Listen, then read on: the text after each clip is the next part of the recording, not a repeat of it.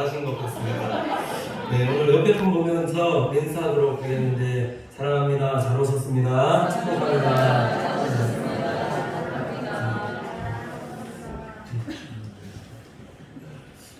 제 눈에 제가 좀 눈이 잘못된 건 아닌지 모르겠는데 점점 더 많아지는 것 같아서 네, 기쁘고 감사하고 그렇습니다. 네. 오늘 말씀 제목이 주 안에서 기쁨을 누리는 성도라는 제목으로 하나님 말씀 전하도록 하겠습니다. 우리 신앙생활을 하면서 대부분 우리 성도님들이 생각하는 것이 내 신앙생활에 또 가정생활에 또 교회생활에 여러 곳에서 생활할 때 주 안에서 잘 되고 행복하고 또 내 인생에 과실을 좀 많이 맺었으면 좋겠다, 내 가정뿐만 아니라 자녀들도 잘 되었으면 좋겠다, 여러 가지 생각들로 이렇게 하나님 앞에 큰 축복을 받아 누리며 살았으면 좋겠다라고 고백하면서 지내는 성도님들이 많이 계실 줄로 압니다. 근데 보면은 인생이 참 내 생각대로 그렇게 되어지느냐, 내가 생각하고 내가 계획하고 내가 원하는 대로 그렇게 되었으면 참 좋겠는데 그렇게 잘 안 되어지더라. 내가 노력을 다해서 최선을 다해왔는데 왜 나에게는 열매가 없을까라는 질문과 내가 예수를 잘 믿는 것 같은데 왜 나는 내 신앙생활 속에서 이런 아직도 여전히 가난하고 아직도 질병이 있고 고민이 있고 아프고 또 코로나에 이렇게 힘들어하고 있는가? 라는 질문들을 신앙생활하면서 아마 우리 사랑하는 성도님들께서 많이 하고 있고 또 질문 던지시는 그런 고민들이라고 있습니다. 저도 마찬가지입니다. 저도 어떨 때도 보면은 신앙생활 잘하는데 나에게 왜 이런 일들이 일어나는 거라고 그렇게 하나님께 여러 번 질문을 던질 때가 많이 있다라는 거죠. 근데 중요한 것은 우리 신앙생활하면 그럼 어떻게 하면 잘 되어지고 형통하고 또 내 인생에 과실을 맺는 그런 삶을 살 수 있을까? 성경은 어떻게 얘기하고 있는가? 살펴보면 성경은 복잡하지가 않습니다. 성경은 복잡하지 않고 간단하게 그 해답에 대해서 우리에게 가르쳐주고 있는데 그게 뭐냐면 우리 삶이 하나님께 붙어있으면 된다. 붙어있으면 잘 되고 형통하고 과실을 맺는다라고 이렇게 말씀하고 있다는 거죠. 오늘 요한복음 15장 1절에서 2절 말씀 보면 이렇습니다. 나는 참 포도나무요 내 아버지는 농부라 무릇 내게 있어 과실을 맺지 아니하는 가지는 아버지께서 이를 제버리시고 무릇 과실을 맺는 가지는 더 과실을 맺게 하려 하여 이를 깨끗게 하시느니라. 왜 나에게 과실이 없을까에 대한 질문, 왜 신앙생활을 잘하는 나에게 이러한 일들이 벌어지는가에 대한 질문을 성경은 두 가지로 지금 원인을 찾고 있는데 그 첫 번째 원인이 뭐냐면 나에게 있다라는 것, 그리고 또 하나는 하나님께 있다라고 이렇게 말씀하고 있습니다. 이것이 어떻게 다르냐라는 거죠.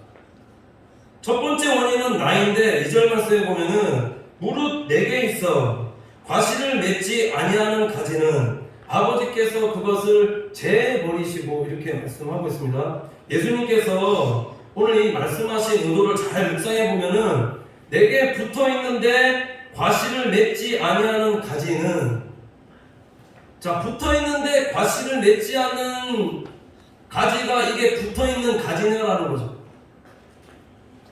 붙어 있는 가지가 아니다라는 겁니다. 붙어 있는 가지인 것 같지만 붙어 있지 않기 때문에 그래서 과실을 맺지 않아서 그래서 제버리신다. 내가 붙어 있지 않기 때문에 과실이 없다라는 거.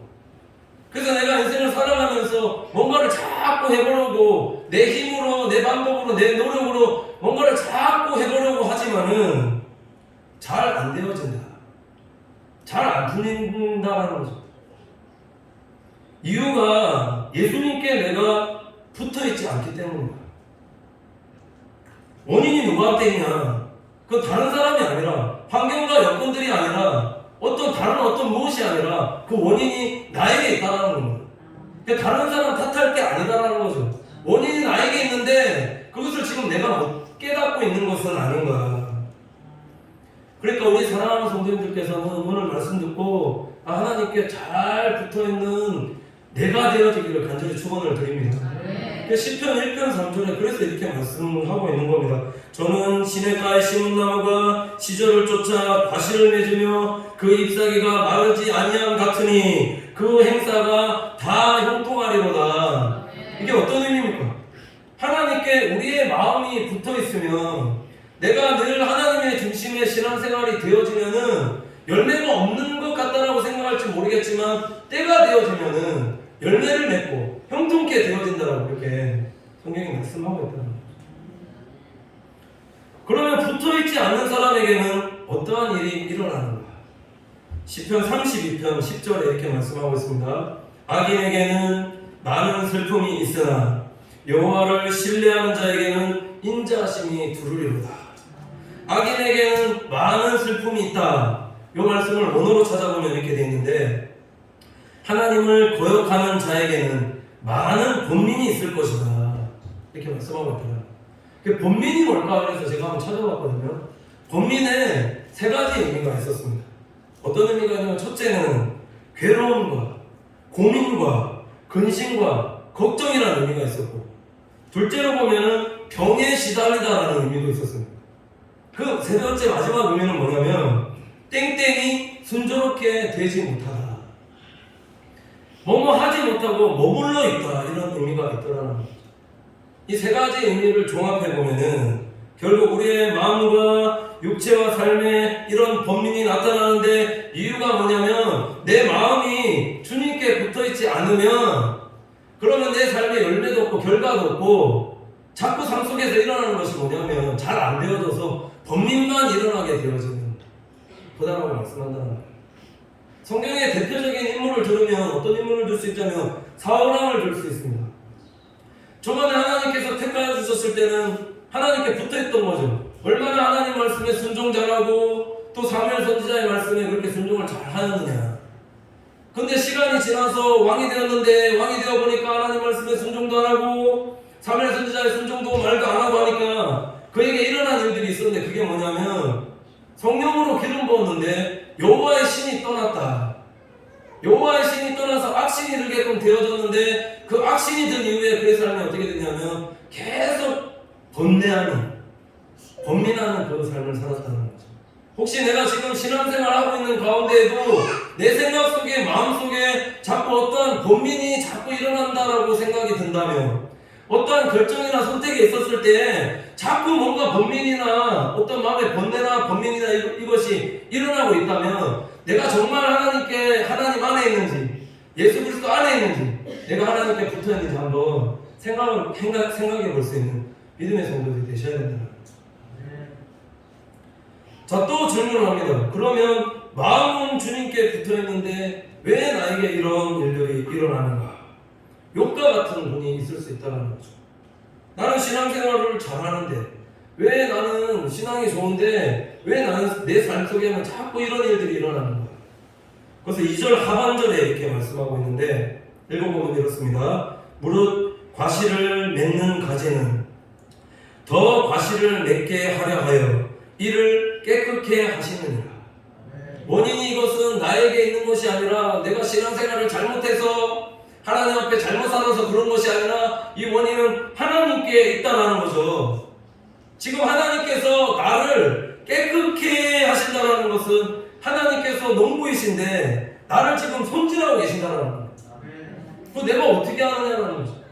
앞에는 과실을 열매 맺지 않아서 과실을 그냥 잘라버리시는데 이 뒤에는 하나님께서 손질하고 계시기 때문에 그래서 내가 아프다라는 거예요. 그 1절 말씀에 보면은 예수님이 참 포도나무고 하나님 아버지는 농부고 우리는 붙어있는 가지인데 손질하시는 이유가 뭐냐? 더 많은 과실을 맺게 하기 위함이다라는 거죠. 여기서 우리가 선하신 하나님의 뜻과 계획을 알 수 있는데 하나님께서는 우리의 삶에 더 많은 우리가 생각하는 것보다 더 많은 과실과 열매들을 맺으면서 살아가기를 원하십니다. 왜 확신할 수 있냐면 지금 예수님께서 들었던 비유가 뭐냐면 다른 비유가 아니라 포도나무 비유입니다. 왜 열매도 많은데 포도나무 비유로 열매를 주님께서 두셨을까요? 포도나무 열매 보셨습니까? 포도 한 송이에 열매가 몇 개나 열려 있을까요? 안 살려봐서 모르겠지만 무진장 열매가 많이 있습니다. 그만큼 많이 열매를 맺게 되어지길 원하는 것이 하나님께서 우리의 삶에 원하시는 지금 하나님의 소원이시다는 거예요. 근데 중요한 건 그렇지 못하다는 거예요. 이사야서 5장 보면은 그래서 하나님께서 우리를 택하셔서 극상품의 포도나무를 심어 놓았는데 그래서 열매 맺기를 원하셨는데 너희가 어떻게 되었다? 들 포도나무 열매를 맺었도다. 이렇게 말씀합니다. 우리의 신앙생활 안에 늘 하나님 앞에 붙어있는 우리 신앙생활이 되어질 때 그래야지만 하나님께서 우리의 가지를 성질하여 주신다는 거예요. 그래서 많은 열매를 맺게 하나님께서 이렇게 인도하여 주신 걸 믿습니다. 하나님의 손질의 방법이 무엇일까요? 마태복음 13장 21절 말씀을 이렇게 말씀하고 있는데 그 속에 뿌리가 없어 잠시 견디다가 말씀을 인하여 환난이나 핍박이 일어나는 때에는 곧 넘어지는 자요. 말씀대로 행하며 순종하며 사는 자에게는 일어나는 것이 있는데 그게 뭐냐면 환난이고 핍박이다. 왜 말씀대로 순종하며 사는데 환난과 핍박이 일어나는 자가 아니라 말씀에 순종하면서 경건하게 살려고 하는 자에게는 일어나는 것이 반드시 환난과 핍박이 일어나게끔 되어져 있다. 말씀하고 있다. 디모데후서 3장 12절의 말씀에도 이렇게 말씀하고 있는데 그리스도 예수 안에서 경건하게 살고자 하는 자는 핍박을 받으리라. 신앙생활을 잘해도 우리의 마음이 하나님 앞에 착 붙어 있어도 이런 고난과 어려움과 환난과 핍박을 받는 것은 당연한 것이다. 그렇게 생각하라는 거예요. 그때는 잘 모르죠. 우리가 늘 고난과 힘들고 어려움이 있을 때 핍박을 당할 때 왜 나에게 이런 힘든 일 어려운 일 주십니까? 라고 늘 질문하듯이 그렇게 고백하지만 우리가 신앙생활하면서 그렇게 우리를 힘들게 하시고 어렵게 하시고 고난과 핍박을 주시는 것은 오늘 이 말씀대로 한다면 그것을 통해서 그 이후에 풍성한 과실을 맺게 하기 위한 하나님의 멋진 도구로 작품으로 삼아주셔서 멋진 귀하신 도구로 사용하시기 위한 하나님의 계획이고 섭리라는 겁니다. 그러니까 그 가지를 치지 않으면 그런 기질과 성품이 하나님께서 쳐주시지 않으면 내가 하나님의 온전한 뜻대로 사용받을 수가 없기 때문에 그래서 하나님께서 잘라내시기 때문에 그래서 아프다는 거죠. 중요한 것은 하나님께서 감당하지 못할 고난과 시험은 주시지 않는다는 거. 이게 감사한 거다라는 거죠. 욥기 23장 10절에 이렇게 말씀하고 있는데 나의 가는 길을 오직 그가 아시나니 그가 나를 단련하신 후에는 내가 정금과 같이 나오리라 말씀하는데 욥도 보면 고난을 받았는데 자기 죄 때문에 받은 고난이 아니었습니다. 친구들로 인해서 오해를 받는데 친구들은 고난받는 것은 재산 다 날리고 아내한테도 욕 들어먹고 몸에 병 걸리고 이런 것들이 죄 때문이다라고 계속 정죄하고 핍박하고 하지만 죄 때문이 아니라 하나님께서 그를 핍박하시고 경건하게 사는데 핍박하시고 고난을 주시고 어려운 일들을 겪게 하는 것은 그것은 하나님께서 달아보시는 거다라는 거죠. 이렇게 하는데도 불구하고 네가 정녕 내 뜻대로 나를 경외하는 자로 살 것인가 하나님이 기뻐하시는 믿음의 사람을 온전히 순종으로 살 수 있는가라는 것을 하나님께서 우리를 달아보신다는 거죠. 그래서 고백하는 것이 단련하신 후에는 내가 정금과 같이 나옵니다. 사람과의 연단을 통해서 훈련하시고 물질과 질병을 통해서 연단하시고 자녀 아내들을 통해서 또 다른 어떤 것들로 이렇게 연단하시는 것은 말씀대로 순종하면서 살 때에 이런 환난과 어려움이 일어나는 게 아니에요. 일어난다라는 거. 그 왜 그러느냐? 하나님의 사람이 되어지기 위함이다. 하나님이 사랑하시는 사람에게는 바로 이런 연단과 훈련을 하나님께서 허락하여 주신다는 거죠. 그래서 다윗이 이런 고백을 하거든요. 시편 119편 71절에 고난당한 것이 내게 유익이라 이로 인해서 내가 주의 의뢰를 배우게 되었느니라. 하나님께서 다윗을 사용하실 때도 보면은 바로 기름 부어서 하나님께서 사용하신 게 아니라 17세 때 거의 청소년 때 기름 부어서 연단받게 하시고 거의 십몇 년이 넘는 세월 동안에 누가 그를 계속 괴롭히냐면 사울왕입니다. 죄도 없는데, 잘못도 없는데, 시기와 질투로 인해서 건 10년 넘는 동안 계속 하나님께서 힘들고 어렵게 죽이려고 들고 그래서 도망다녔다는 거예요. 그 훈련과 연단을 통해서 이 훈련과 연단 받을 때 다윗이 사울을 얼마나 죽이고 싶은 마음이 조금이라도 있지 않았겠습니까? 근데 왜 사울을 통해서 이렇게 연단하셨을까요? 하나님께서 기름 부은 자를 죽이지 마라. 이걸 다르게 말씀드리면 늘 사람을 세우고 살리는 사람을 하나님께서 써주시기 위해서, 그래서 다윗을 이렇게 10년이 넘는 세월 동안 이렇게 훈련하셨다는 거예요. 내 못난 기질, 성질, 성품 때문에 하나님의 영광을 가리는 경우들이 많으니까 왜 모세도 광야에서 그렇게 40년 동안에 하나님께서 훈련하셨는가? 힘이 다 빠져야죠. 내 잘못된 기질과 성품과 이 모든 것들이 다 빠지지 않으면 하나님께서 영광을 드러낼 수 있는 도구로, 모세도 얼마나 혈기가 등등한 사람이었습니다. 다 빠지고 혈기 다 빠지고 성품 기질 하나님의 사람으로, 그래서 지면에서 모세와 같이 온유한 사람이 없었더라 말씀하셨습니다. 다 하나님께 훈련받은 이후에 하나님께서 그렇게 써주시더라고요. 내 못난 기질, 성질들이 손질되어지고 있을 때에 쓸데없는 가지들을 하나님께서 자르시기 때문에, 그러니까는 아프다. 왜 아프신 게 하시는가? 우리의 삶에 더 많은 과실을 맺게 하기 위한 하나님의 섭리라는 거죠. 그래서 갈라디아서 5장 22절 23절 말씀에 이렇게 말씀하는데, 오직 성령의 열매는 사랑과 희락과 화평과 오래 참음과 자비와 양성과 충성과 온유와 절제니 이와 같은 것을 금지할 법이 없느니라. 이게 사람이 아니라 성령을 쫓아서 정말 하나님께서 기뻐하시는 대로 온전히 행하는 사람들이 되어질 때에 이와 같은 것을 금지할 법이 없는 겁니다. 이 의미는 이 앞에 성령의 9가지 열매를 내가 안 맺는다 해도 하나님 뜻 안에서 성령을 따라서 온전히 행하는 사람이 되게 되어지면 안 맺으려고 해도 맺어지는 게 성령의 열매라는 거죠. 그럼 우리가 어떤 사람이 되어질까요? 빛의 열매는 모든 착함과 의로움과 진실함에 있느니라. 착한 그리스도인이 되어진다. 성경 보면 바나바에 대해서 이렇게 얘기해요. 믿음과 성령이 충만하고 착하였다. 착한 그리스도인이다. 이렇게 얘기합니다. 성령이 충만하고 믿음이 충만하면 우리는 착한 그리스도인들이 되어져야 된다.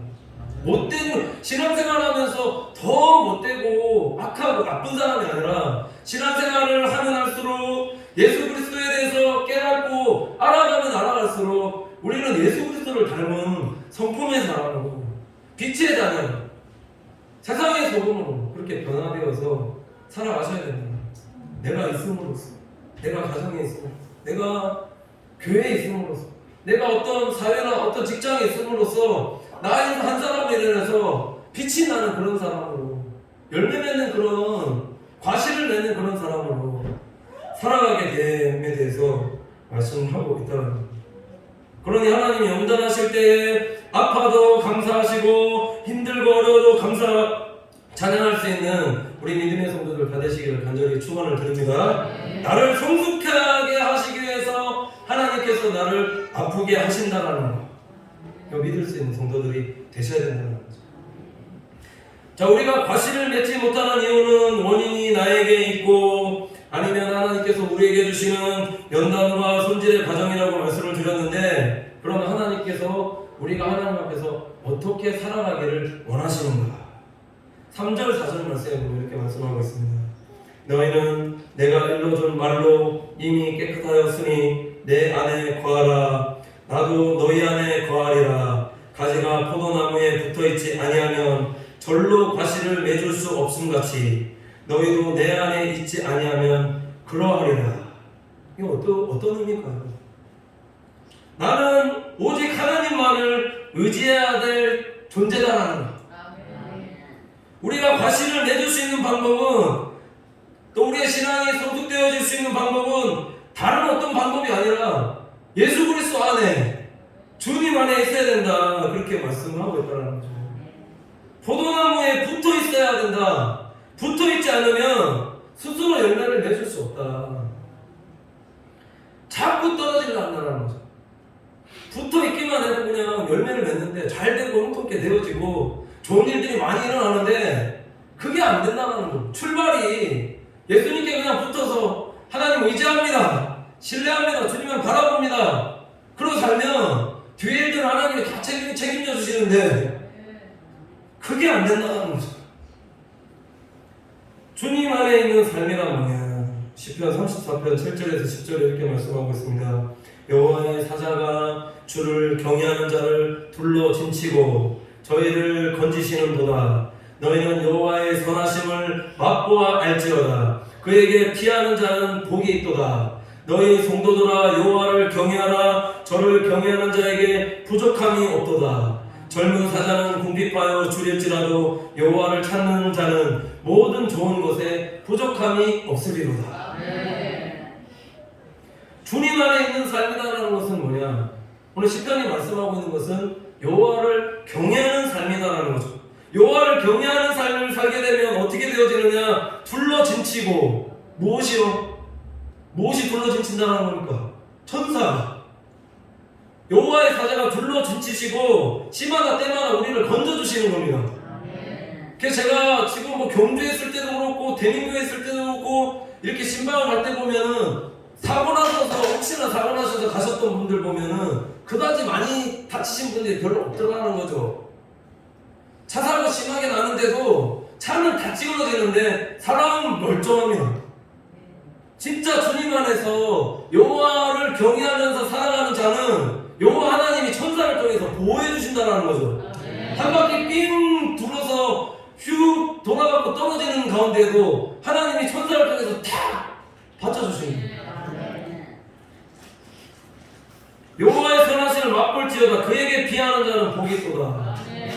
여호와를 경외하라. 저를 경외하는 자에게는 부족함이 없다. 계속 얘기해요. 지금 두 번 얘기한다는 것은 여호와를 경외하면서 사는 자에게는 부족함이 없이 어떤 상황과 여건과 그런 환경 가운데 있다 할지라도 하나님은 부족함 없이 우리를 채워주신다. 이 거듭 말씀 하고 있다는 거죠. 중요한 것은 맛보아 알지어다. 맛보아 알지어다. 이게 뭐냐면 우리 신앙생활 하면서 여호와를 경외하는 신앙생활이 뭐냐면 주의 천사들이 하나님의 그런 성령의 역사가 내 신앙생활 속에서 일어나고 있다는 것을 내가 계속 성령을 통해서 깨닫게끔 알게 되어지는 겁니다. 이게 맛보아서 알게 되어지는 거다라는 거죠. 이런 신앙생활이 되어져야 됩니다. 얼마나 감사하겠습니까? 내 모든 삶 가운데 하나님께서 간섭해 주셔서 이거 하나님께서 이렇게 해주셨구나, 하나님께서 이렇게 인도하여 주셨구나, 이게 맛보아서 알지어다라는 믿음의 고백이 되는 거죠. 더 중요한 것은 10절 보면은 젊은 사자는 궁핍하여 줄일지라도, 젊은 사자가 궁핍하여 줄일지라도, 이 말이 좀 안 맞는 말인데 이럴 때가 있다는 거죠. 젊은 사자라는 것은 어떤 상징이냐면 강함의 상징입니다. 부함의 상징입니다. 강하면 성공하고 강하면 잘 먹고 잘 살 수 있을 것 같지만 그런 강한 사자도 굶주릴 때가 온다는 거. 지금과 같은 상황, 코로나 상황, 강한 사자도 굶주릴 수 있다는 거. 그게 보면 주변에서 요즘에 일어나는 일들 보면은 실직하는 청년들이 나타나. 회사가 너무 안 되니까 뭐 이렇게 특별하게 지식이 없어서 학벌이 이렇게 좋지 않아서 열심히 그냥 몸으로 일했는데 회사가 너무 잘 안 되다 보니까 공고사직을 당해서 그렇게 젊어서 일할 수 있는 능력이 있는데도 불구하고 줄일 때가 있다는 거죠. 그런 사람이 있을 수 있다는 겁니다. 근데 중요하게 성경이 말씀하는 것은 뭐라 얘기하냐면 그러나입니다. 그러나 여호와를 경외하는 자는 모든 좋은 것에 부족함이 없게 해주신다 말씀한다는 거죠. 우리 성도님들의 삶이 늘 주 안에 살아서 복이 있는 삶을 살아가는 우리 성도들 되시기를 간절히 축원을 드립니다. 그래서 우리 성도님들이 일평생 해야 될 일이 무엇인가? 5절 6절에 말씀하고 있는데 나는 포도나무요 너희는 가지니 저가 내 안에 내가 저 안에 있으면 이 사람은 과실을 많이 맺나니 나를 떠나서는 너희가 아무것도 할 수 없음이라. 사람이 내 안에 거하지 아니하면 가지처럼 밖에 버리고 말라지나니 사람들이 이것을 모아다가 불에 던져 사르느니라. 이 말씀은 어떤 의미냐면은 두 가지를 말씀하고 있는데 절대 주님 떠나서 살면 안 된다라는 겁니다. 오늘 말씀 들으시고 내 신앙생활이 이제 절대 주님 떠나서, 다르게 말씀드리면 교회 떠나서 신앙생활 안 해야 되겠다라고 결단하시라는 거죠. 이건 제 말이 아닙니다. 여기 보면 말씀이 뭐냐면 너희가 아무것도 할 수 없음이라 이렇게 말씀하고 있습니다.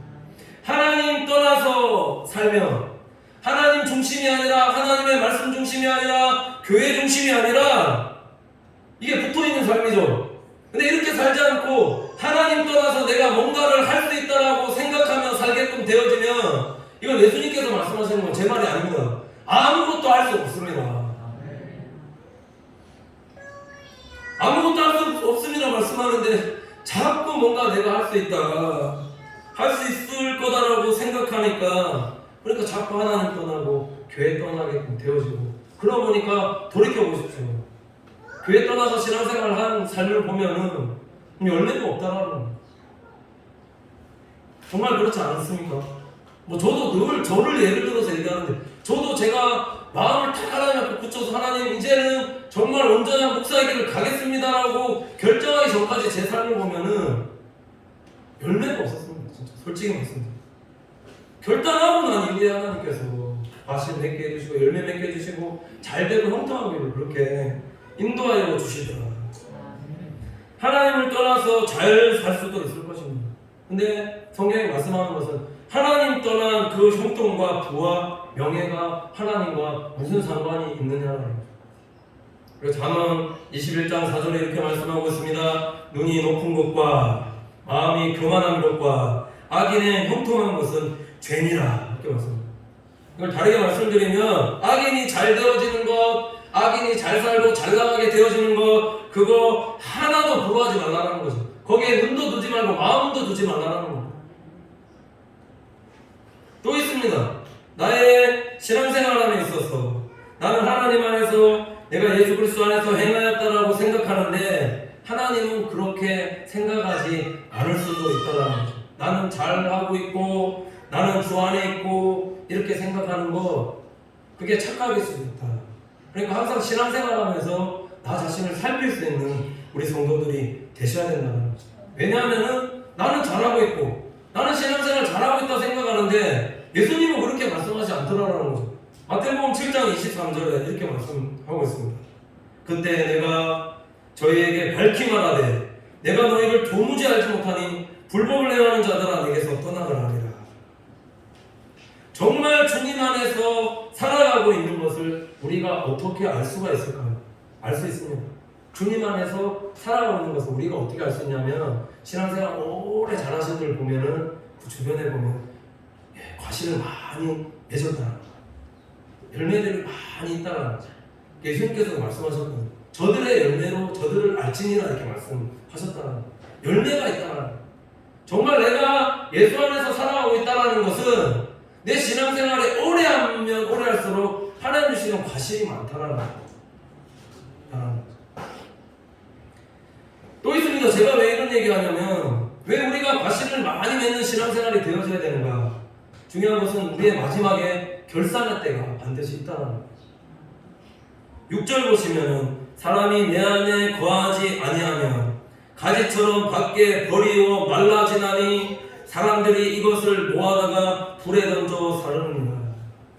내 안에 거하지 아니하면 과실을 맺지 못하는데 이것을 깨닫지 못하는 것이 악인들의 삶이라는 거죠. 참 간단한 것 같은데, 예수 안에 있으면, 예수님께 붙어 있으면 잘되고 형통하고 과실을 이렇게 맺는 사람을 살 수 있을 것 같은데, 왜 이렇게 간단한 진리를 악인들은 몰라서 붙어 있지 않고 하나님과 관계없는 그 삶을 사냐라는 겁니다. 그러니까 우리가 지금 이 자리에 나와서 신앙생활하면서 하나님께 붙을 수 있는 것은 다른 것이 아니라 우리에게 믿음 주신 하나님의 은혜다라고 믿습니다. 하나님께서 은혜 주셨기 때문에, 그래서 내가 믿음이 생겼고 그래서 내가 신앙생활 할 수 있는 거다. 하나님과 관계 있는 삶이란 뭐냐? 저 7절 보시면 이렇게 말씀하고 있는데 너희가 내 안에 거하고 내 말이 너희 안에 거하면 무엇인지 원하는 대로 구하라. 그러면 이루리라. 너희 말이 내 안에 거하면이라는 것은 늘 우리의 신앙생활함에 하나님의 말씀에 거하는 삶이 되어져야 하며 그 다음에 내가 내 안에 거하면 무엇인지 원하는 대로 구하라는 것은 기도하는 삶을 사는 성도들이 되셔야 됩니다. 우리가 하나님을 경외하고 살고 내 말이 너희 안에 거하면 말씀대로 행하는 게 뭐냐? 예수님께서 말씀대로 하나님 안에 거하는 것이 어떠한 삶이다라는 것을 오늘 말씀에 친절하게 말씀해 주시고 있는데 10절 11절 말씀은 이렇게 설명하고 있습니다. 내가 아버지의 계명을 지켜 그의 사랑 안에 거하는 것 같이. 예수님께서도 아버지 하나님께서 말씀하신 계명 지켰다라는 거죠. 그 지키니까 내가 사랑 안에 그의 사랑 안에 하나님의 사랑 안에 거하는 것 같이 너희도 내 계명을 지키며 내 사랑 안에 거하리라.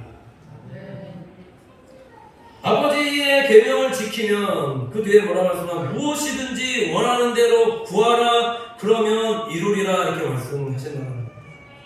하나님을 경외하는 삶을 살고 말씀대로 순종하면서 기도하며 사시면 하나님께서 우리의 삶을 형통케 해주시고 형통케 해주시는 것보다 더 큰 축복을 11절 말씀에 말씀하고 있는데 우리 사랑하는 성도님께서 이 기쁨과 은혜 받아들이며 살아가는 은혜가 있기를 간절히 축원을 드립니다. 11절 보면 이런데 내가 이것을 너희에게 이름은 내 기쁨이 너희 안에 있어 너희 기쁨을 충만하게 하려 함이니라. 기쁨을 충만하게 하는 삶을 살게 하신다는 겁니다. 우리가 하나님 안에서 예수 그리스도 안에서 신앙생활을 하고 있는 그 열매의 증거가 뭐냐? 하나님 주시는 기쁨이라는 거죠. 기쁨이 있는 신앙생활이 될 때 내가 예수 그리스도 안에서 내 모든 죄와 허물을 용서받고 내가 하나님의 자녀 삼아주셨다는 그 자체만으로도 기뻐하면서 즐거워하는 신앙생활이 되어질 때 그 따라오는 것이 뭐다라고 말씀하고 있냐면 그게 과실이다라는 거죠. 즐겁게 하시는 뭐든지 찬양도 기쁘고 즐겁게 하시고 농사일도 기쁘고 즐겁게 하시고 일도 기쁘고 즐겁게 하시고 자녀들도 기쁘고 즐겁게 키우시면 그 뒤에 따라오는 것은 반드시 하나님께서 주신 과실 열매를 맺게 하여 주신다. 이 기쁨으로 살게 되어질 때 8절 보면은요 마지막에 이렇게 얘기하고 있는데 너희가 과실을 많이 맺으면 어떻게 되어지냐면 내 아버지께서 영광을 받으실 것이요 너희는 내 제자가 되리라. 이렇게 살 때에 우리의 삶에는 과실을 많이 맺게 되어지고 하나님께도 영광이 되고 제자로서 칭찬받는 삶을 살 수 있다는 사실을 기억하면서 날마다 하나님께 붙어있어 모든 상황 속에서 하나님을 기쁘시게 해드리며 신앙생활하며 풍성한 과실을 맺으며 살아갈 수 있는 우리 믿음의 성도들이 다 되시기를 간절히 축원합니다. 네, 기도하겠습니다. 하나님 감사합니다. 사랑하는 성도들 늘 하나님께 붙어있는 자들이 되어서 과실을 맺고 형통한 자들이 다 되어지게 인도하여 주시옵소서.